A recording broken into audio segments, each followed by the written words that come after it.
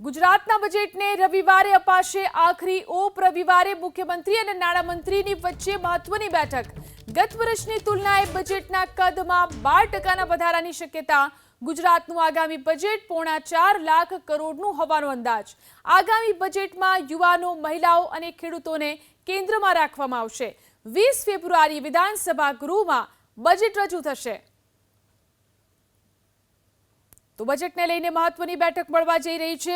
20મી ફેબ્રુઆરી વિધાનસભા ગૃહમાં બજેટ રજૂ કરવામાં આવશે, ત્યારે ગુજરાતનું આગામી બજેટ પોણા 4 લાખ કરોડનું હોવાનો અંદાજ છે।